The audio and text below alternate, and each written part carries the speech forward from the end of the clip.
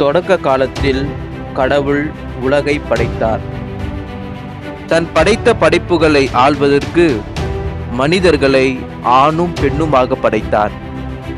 படைத்த இறைவன் அதை நல்லதென கண்டார். ஆனால் காலப்போக்கில் மனிதர்கள் கடவுள் படைத்ததை தன்னுடைய சுயநலத்திற்காக மாற்றிக்கொண்டான். காலங்கள் கடந்தோடின. ஆனால் கடவுளின் அன்போ வற்றாத நதி போல் பாய்ந்து கொண்டிருந்தது. மேலும் தம் கொண்டிருந்த அன்பை வெளிப்படுத்த பல இறைவாக்கினர்களையும் நியமித்தார்.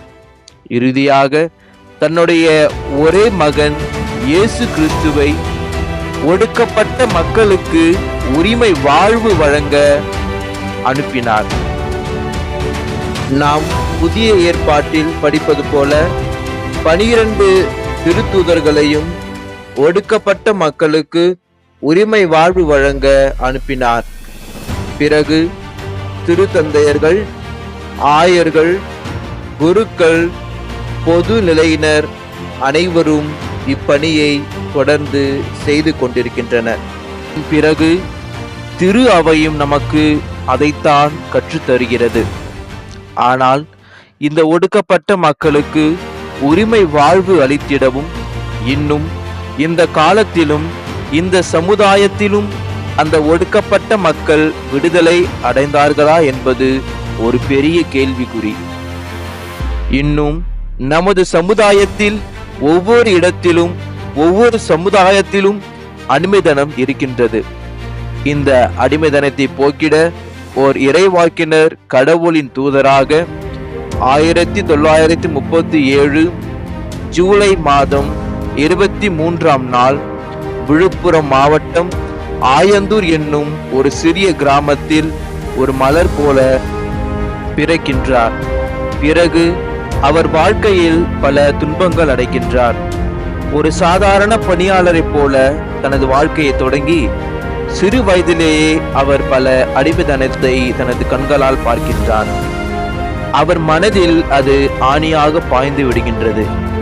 இந்த அடிமைத்தனத்தை மாற்றி இந்த சமுதாயத்தை ஒடுக்கப்பட்ட மக்களுக்கு கட்டி எழுப்ப வேண்டும் என்று அவர் சிறு வயதிலேயே ஒரு திட்டம் தீட்டுகின்றார். அந்த திட்டமானது அவர் மனதில் ஒரு கனவாக மாறுகிறது. இந்த கனவானது நாளடைவில் ஒரு பெரிய சமுதாயமாக மாறுகிறது. எப்படி கடவுள் இந்த உலகத்தை நல்லதென கண்டாரோ அதுபோல இந்த நிலைமை தம்மால் மாற்ற முடியும் என்று தன் வாழ்க்கையை தொடர்ந்தார். காலம் கடந்தோடியது. அவர் ஒரு சலேசிய அருள் சகோதரராகவும் சலேசிய குருவாகவும் பல திட்டங்களை ஒடுக்கப்பட்ட மக்களுக்கு அவர் செயல்படுத்தினார். வல்லமை நிறைந்த கடவுள் பார்வையில் அவர் விலைமதிக்க பெறாத ஒரு வாழும் புனிதராக வாழ்ந்தார். அதன் விளைவாக கடவுளின் பார்வையில் அவர் மென்மேலும் உயர்ந்து கொண்டே சென்றார். மேலும் 1993ஆம் ஆண்டு டிசம்பர் 16ஆம் நாள் வேலூர் மறை மாவட்டத்தின் ஆயராக நியமிக்கப்பட்டார். தன்னுடைய சொந்த முயற்சியால் தூய விண்ணரசி அன்னைக்கு ஒரு பேராலயம் கட்டி எழுப்பினார். மேலும் 12 ஆண்டுகள் வேலூர் மறை மாவட்டத்தை மிக சீரிய சிந்தனையோடும் சிறப்போடும் வழிநடத்தினார். அதன் பிறகு 22/5/2005ஆம் ஆண்டு சென்னை மயிலை உயர் மறை மாவட்டத்தின் பேராயராக புனித திருத்தந்தை 2ஆம் ஜான் பால் அவர்களால் பேராயராக நியமிக்கப்பட்டார். மேலும் தமிழக ஆயர் பேரவையின் தலைவராகவும் நியமிக்கப்பட்டார். பிறகு 8 ஆண்டுகள் ஒடுக்கப்பட்ட மக்களுக்காக பணியாற்றி ஓய்வு பெற்றார். பின்பு ஆழ்ந்த ஜெபத்திலும் மற்றும் ஆழ்ந்த தியானத்திலும் சுமார் 10 வருடங்கள் ஆயர்கள், குருக்கள், பொது நிலையினர் அனைவரின் வழிகாட்டுதலின்படி துறவற குருக்களை தயாரித்து அவர்களை ஒடுக்கப்பட்ட மக்களுக்கு தங்களையே அர்ப்பணிக்க 24/8/2014ஆம் ஆண்டு இறையரசு சபை என்னும் துறவற சபையை புனித தோமையார் மலையில் உள்ள அமல அன்னை கண்ணீர் இல்லத்தில் தான் ஏற்படுத்திய இறையரசு சபையை நிறுவினார். பின்பு இறையரசு சபையின் முதல் அருள் சகோதரராகவும் முதல் குருவாகவும் 23/12/2015 ஆண்டு அருள்பணி ஜான் எட்வின் குமார் அவர்கள் தனது இறையரசு சபையின் நிறுவனர் மேதகு பேராயர் டாக்டர் AM சின்னப்பா அவர்களின் திருக்கரங்களினால் குருப்பட்டம் பெற்றார். பின்பு ராணிப்பேட்டை மாவட்டம் வேப்பூரில் உள்ள அமல அன்னை தலைமையகத்தை 24/10/2014 ஆண்டு வேலூர் மறைமாவட்ட முன்னாள் ஆயரும் முன்னாள் இறையரசு சபையின் பாதுகாவலருமான மேதகு ஆயர் P. சௌந்தரராஜு அவர்களால் இறையரசு சபையின் தலைமையகம் அர்ச்சித்து புனிதப்படுத்தி திறந்து வைக்கப்பட்டது. 2014 ஆண்டு முதல் 2023 ஆண்டு வரை இறை அரசு சபையின் சகோதரர்கள் கற்பு, ஏழ்மை, கீழ்ப்படிதல் ஆகிய வார்த்தைப்பாட்டினை ஏற்று ஒடுக்கப்பட்ட மக்களுக்காக தங்களையே அர்ப்பணித்தனர்.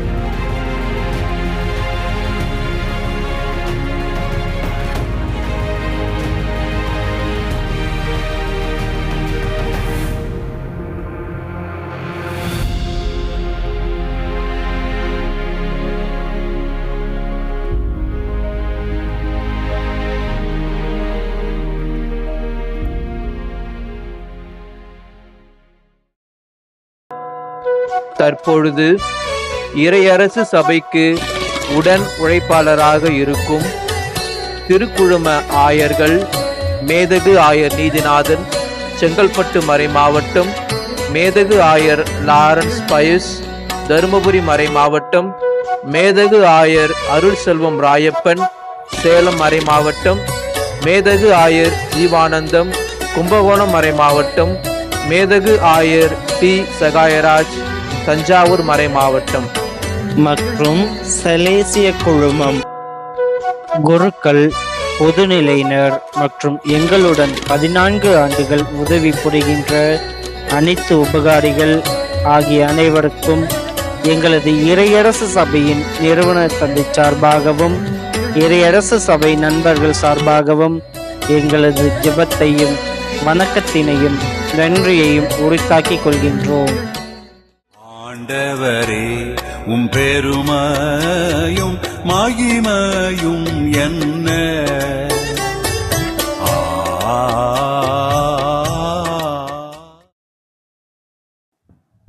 Good morning to you, one and all. Priests, benefactors, friends, especially the members of the Society of God's Ring, SDRs. I'd like to wish you in a very special way on the occasion of the 14th anniversary of the beginning of the Society of God's Ring. I should say, as I said this morning during the morning prayer at the Novitiate House, Good Shepherd House, I had prepared for it for nearly 10 years preceding the actual date of inauguration.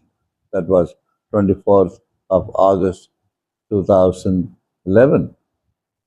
10 years of preparation before. That means now it is 25th anniversary, silver jubilee of the Society of God's Ring. Well, thank God. We went through all kinds of experiences. I will say it in Tamil so that many people can understand. இது ஒரு பெரிய சவால், ஒரு சகாப்தம், ஒரு சரித்திரம் என்று சொல்ல வேண்டும். நான் ஒரு 10 ஆண்டு தயாரித்த பிறகு ஒரு 14 ஆண்டுகளுக்கு முன்னதாக, அதாவது 2011 நம்ம சபையை நாம் ஆரம்பித்தோம். இறை அரசு சபை, எளியோருக்கு நற்செய்தி அறிவித்தல் என்கின்ற இந்த சபையை நாம் ஆரம்பித்தோம். ஏற்கனவே 150 பேர் ஹில்டாப் டிஎம்ஐ இல்லத்திலே வந்து சேர்ந்தார்கள். நல்ல தயாரிப்போடு இதை தயாரித்தோம். மிக அழகான நிகழ்ச்சிகளை நடத்தினோம், பாடல்களை பாடினோம், திருப்பலி நிகழ்த்தினோம். என்னோடு கூட இருந்தவர் மிக முக்கியமானவர் இந்த தருமபுரியிலே ஆயராக இருக்கின்ற பேரருள் திரு லாரன்ஸ் பாயஸ் அடிகளார் அவர்கள். அப்பொழுது உதவி ஆயராக சென்னையில் இருந்தார். ஃபேலிக்ஸ் வில்ஃப்ரெட் அவர்கள், international deputy theologian, and many fathers and brothers, relatives, benefactors. Altogether about 150 people. மிக மிக அருமையாக ஆரம்பித்த ஒரு நிகழ்வு இது. ஆண்டவர் எடுத்துக்கொண்ட அந்த குறிக்கோள் தான் நானும் எடுத்துக்கொண்டேன், நாமும் எடுத்துக்கொண்டோம். எளியோருக்கு நற்செய்தி அறிவித்தல். இது பொதுமையாக தெரிகிறது. அதாவது நிலை தவறியவர்கள், நிலை இழந்தவர்கள், மனிதத்தை இழந்தவர்கள், மனித மாண்பு இழந்தவர்கள், பல சமூக சாதி நிலவுகின்ற நிலையை இழந்தவர்கள், அடையாளத்தை இழந்தவர்கள், மிக மிக கடினமான சூழ்நிலையிலே வாழ்ந்து கொண்டிருப்பவர்கள், இவர்களுக்கு ஒரு விடுதலை, ஆண்டவர் கொடுக்கின்ற விடுதலை. நாம் ஆண்டவரிடம் பெற்றுக்கொண்ட விடுதலையை அவர்களுக்கு பகிர்ந்தளிக்கின்ற விடுதலை.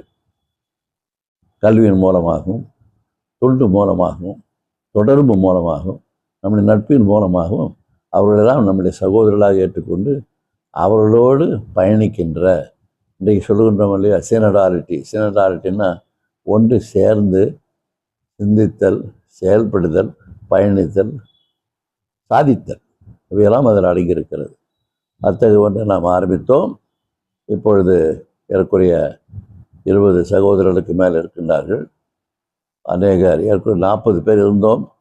சகோதரர் பல காரணங்களை முன்னிட்டு நம்மிடமிருந்து விடைபெற்று சென்று விட்டார்கள். அவர்கள் நல்ல விதமாக தொடர்ந்து தங்களுடைய எதிர்காலத்தை அவர்கள் வளர்த்து கொண்டிருப்பார்கள் என்று நம்புகின்றோம். ஆனால் ஆண்டவருடைய கருணை நம்மிடம் இருக்கும்.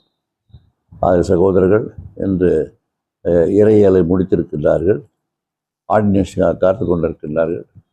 ஒரு சில சகோதரர்கள் கல்வி பயிர்கின்றார்கள், ஒரு சில சகோதரர்கள் களப்பணியாகட்டு இருக்கின்றார்கள், நற்செய்தி பணியாகட்டுகின்றார்கள். இன்னும் சில சகோதரர்கள் தியாலஜியை முடித்த உடனே சில பங்குகளிலே பங்கு குருக்களுக்கு துணையாக இருந்து கொண்டிருக்கின்றார்கள். ஆகவே ஆண்டவருடைய அருளாலும் உபகாரிகளுடைய தனிப்பட்ட வழி நடத்துதலாலும் ஒத்துழைப்பினாலும் இன்னும் சிறப்பாக நம்முடைய சகோதரர்களுடைய ஜபத்தினாலும் அவர்களுடைய ஒற்றுமை மனப்பான்மையினாலும் ஒன்று சேர்ந்து உழைக்கின்ற அந்த தனிப்பட்ட தன்மையினாலும் நாம் வளர்ந்து கொண்டிருக்கிறோம். இது திருச்சபையில் இருக்கின்ற நல்ல அதிகாரிகளுக்கும் நன்றாக தெரியும். நமக்கு உறுதுணையாக அன்று சவுந்தரராய் ஆண்டவர் அவர்கள் நம்மை வழி நடத்தினார்கள். மிக மிக சிறப்பான முறையில் உதவி செய்தார்கள், நம்மோடு பயணித்தார்கள். இன்று புதிதாக வந்திருக்கின்ற ஆயர் அம்பரோஸ் அடிகளார் நம்முடைய உடனிருப்பையும் ஒத்துழைப்பு நல்குவதாக நமக்கு வாக்களித்திருக்கின்றார்கள். ஆகவே அவர்களுடைய தனிப்பட்ட வழிகாட்டுதலிலும் அநேக குருக்கள், கன்னியர்கள், உபகாரிகள், சகோதரர்கள், நண்பர்கள், பெற்றோர்கள் இவர்களுடைய வழி நடத்துதலால், உழைப்பினால் நாம் தொடர்ந்து வளர்வோம். நாம் எந்த நோக்கத்திற்காக சபை ஆரம்பித்தோமோ அதற்காக திட்டங்களை வகுத்து கொண்டிருக்கிறோம். அந்த திட்டங்களை செம்மையாக நாம் கடைபிடித்து மக்களுக்கு சேவை செய்வோம். திருச்சபைக்கு நம்முடைய பகிர்வை, நம்முடைய பங்கை சிறப்பாக நாம் தருவோம் என்ற நம்பிக்கையிலே இந்த நாளையும் இந்த காலத்தையும் நாம் கொண்டாடுகின்றோம். ஆகிய உங்கள் அனைவருக்கும் இறைவனுடைய ஆசிரியரை நான் வழங்குகின்றேன். தொடர்ந்து ஜெபியுங்கள், தொடர்ந்து ஒத்துழையுங்கள், தைரியமாக இருங்கள். ஆண்டவருக்கு நேர்ந்த நிகழ்ச்சிகளெல்லாம், அவருக்கு ஏற்பட்ட இடர்பாடுகளெல்லாம் நமக்கும் ஏற்படும். ஆண்டவர் சிலுவையில் அறையுண்ட ஆண்டவர், ரத்தம் சிந்தி ஆண்டவர், நம்முடைய ஆண்டவர். கெத்செமனே தோட்டத்தில் பெருமூச்சு அறிந்து அவர் குப்புற விழுந்து ஜெபித்த ஆண்டவர் நம்முடைய ஆண்டவர். அப்படி என்றால் நமக்கும் அந்த ஒரு அனுபவத்திலே ஆண்டவர் பங்களித்து கொண்டிருக்கின்றார். தைரியமாக, மகிழ்ச்சியோடு, தாராளமாக ஆண்டவரிடத்திலிருந்து இத்தகைய அனுபவங்களை நாம் பெறுவதற்கு தயாராக இருக்கின்றோம். அங்கும் இங்குமாக சில கஷ்டங்களை நாம் இதுவரைக்கும் நம்ம அனுபவித்திருக்கின்றோம். அதற்கெல்லாம் நாம் தலைத்து கொடுக்காமல் முன்னுக்கு சென்று ஆண்டவருடைய இந்த அற்புதமான நற்செய்தியை மக்களுக்கு அறிவிக்க நம்மையே தயாரித்து கொண்டிருக்கிறோம். வாழ்க்கையில் வெற்றி பெறுவோம் என்று சொல்லி உங்கள் அனைவருக்கும் ஆண்டவருடைய ஆசீரும் என்னுடைய தனிப்பட்ட சிறப்பான பாராட்டும் தெரிவிக்கின்றேன். தந்தை, மகன், தூய ஆவியின் பெயராலே. ஆமேன்.